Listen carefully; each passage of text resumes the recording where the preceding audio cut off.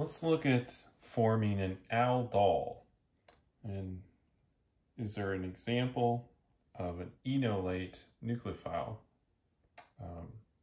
as part of the reaction? So an aldol, as the name might imply, is when we take an aldehyde and combine it with an alcohol. Or at least that's the two functional groups that are in the product. We're actually taking two aldehydes to make that product. So, as an example, we'll just go with ethanol,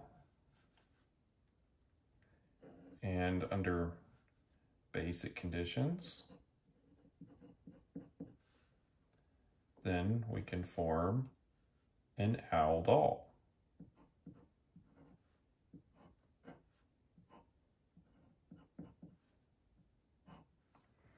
Now, we've got an aldehyde and we have the alcohol, so aldol.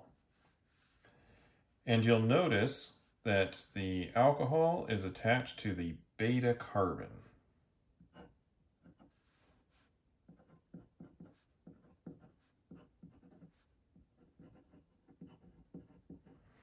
And that is an important feature.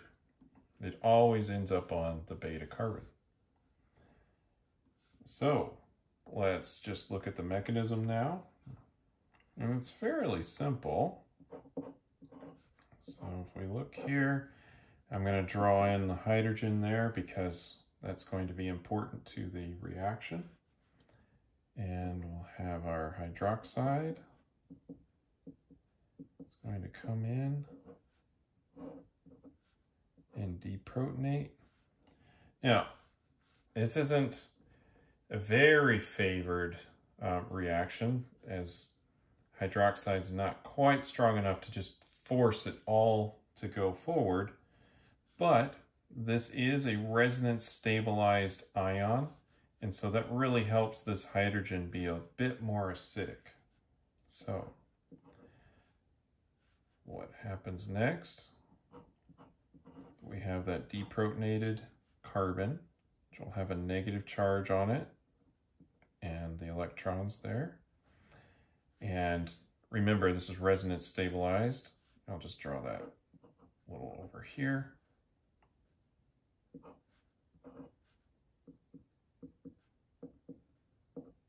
Where the negative charge would end up on the electronegative oxygen, and we'd have a little double bond here. So that's the enolate nucleophile right here.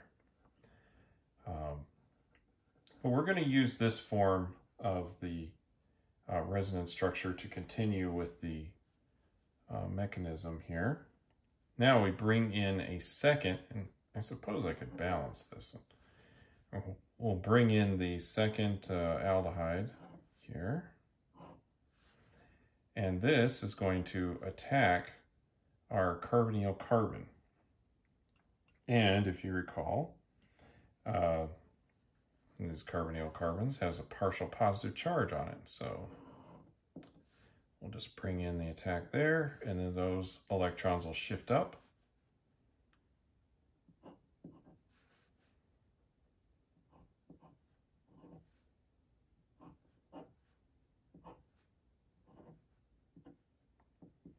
Forms a negative charge right here.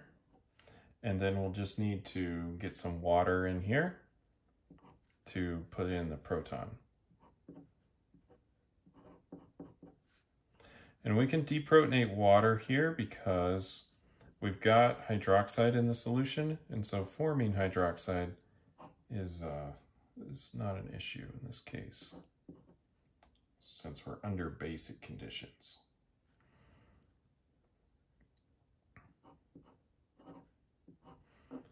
And so now we've formed our aldol product, and we also have remade our hydroxide. And so that should indicate that the hydroxide is acting as a catalyst because it's not consumed during the reaction. Now, it's going to be important to be able to recognize when an aldol reaction has taken place or what the potential products are. So what you need to really look for is an aldehyde here, or perhaps a ketone, we'll see that later, with a hydroxide on the beta carbon. And so if we look at just a couple of examples that we could use to make aldols, or could have been made using this reaction, let's go with, say, for example, this.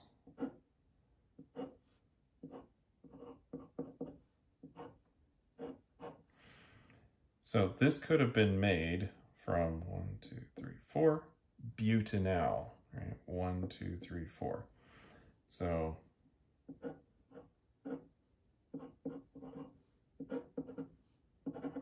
two of those goes into that. And this bond right here being the new one that we've made in between.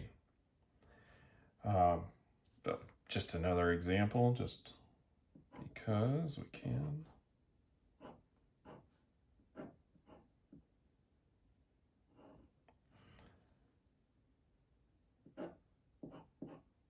Oh, that's just a one bond there.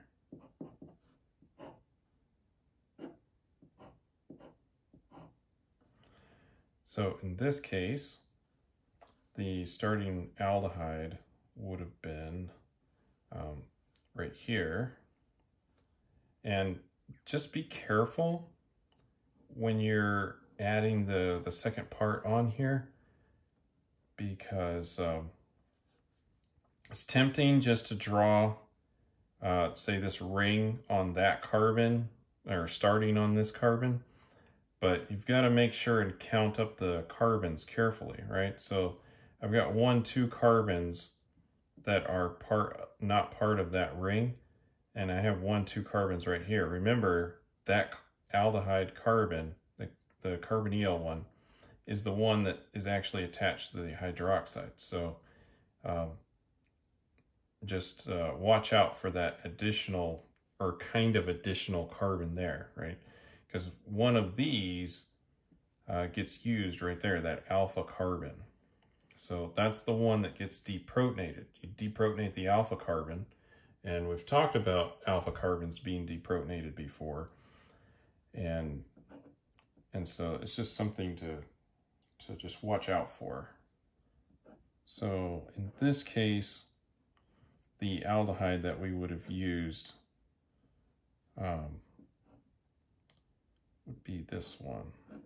All right, so we've got those alpha hydrogens right here that get deprotonated as part of this process. All right, we're going to explore aldols in the next few videos, and there's a few variations on this theme that we're going to look at. So